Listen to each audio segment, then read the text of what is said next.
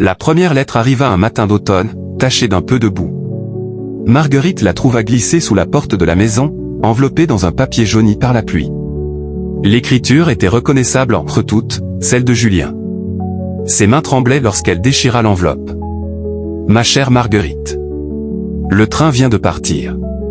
Je t'écris ces mots avant même que la gare ne disparaisse derrière moi. La guerre nous a pris de court.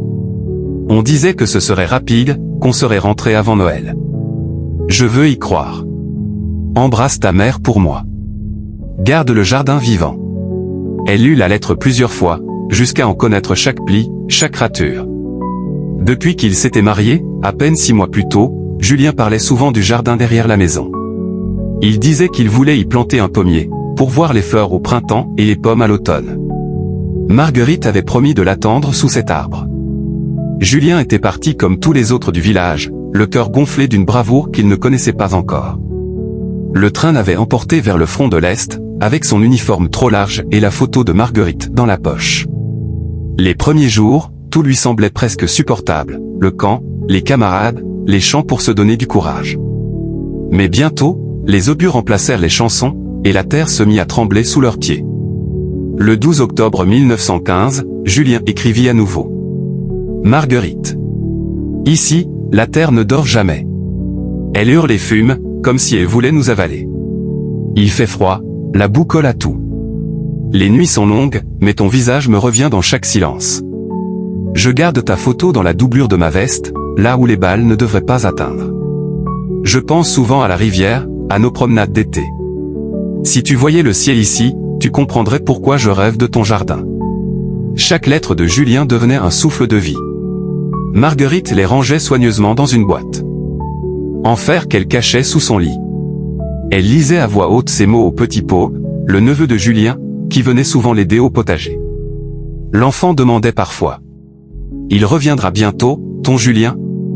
Et Marguerite répondait toujours avec un sourire qu'elle voulait vrai. Oui, avant les premières pommes. Mais les saisons passèrent, et Julien ne rentra pas. L'hiver 1916 fut terrible. Le froid figea tout, sauf les lettres.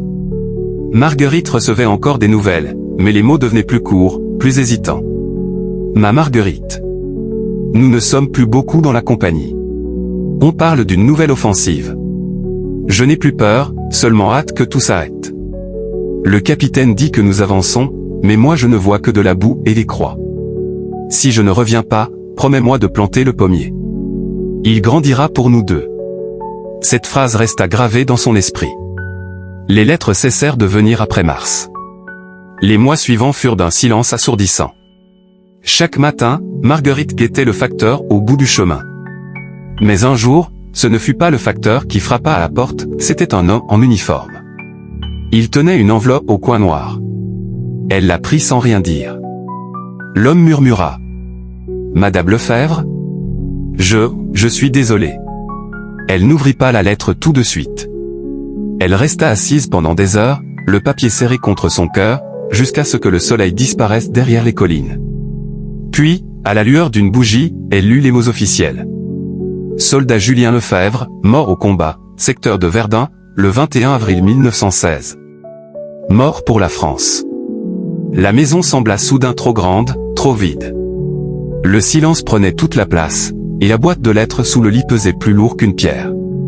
Marguerite n'alluma plus la radio, ne parla plus du jardin. Le pommier, elle ne l'avait jamais planté. En 1940, une autre guerre éclata. Les soldats passaient à nouveau sur la route, les drapeaux changeaient, et le monde replongeait dans la peur. Marguerite, plus âgée, voyait dans leurs yeux la même flamme que celle de Julien, celle qu'on appelle courage, mais qui n'est souvent qu'espérance.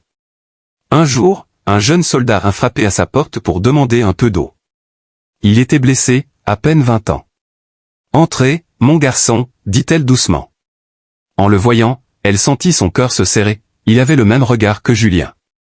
Le jeune homme remarqua la photo sur la cheminée. « C'est votre mari ? » « Oui, répondit-elle, avec un sourire triste. Il n'est jamais revenu de la première guerre. Le soldat resta un moment silencieux, puis sortit de sa poche un petit carnet couvert de boue. « J'écris des lettres aussi. Pour celle que j'aime. On ne sait jamais. » Marguerite hocha la tête. Alors écrivez, mon garçon. Écrivez tout ce que vous pouvez. Ce sont les lettres qui nous tiennent vivants. Quand il repartit, elle retourna près du pommier. Le vent faisait danser les feuilles comme des souvenirs. Elle pensa à Julien, à ses mots, à la guerre qui recommençait, et à ce cycle absurde où les hommes s'en vont toujours avant que les fruits ne tombent. Les années suivantes, le village changea encore. Marguerite vieillit. Ses cheveux devinrent blancs, ses mains ridées.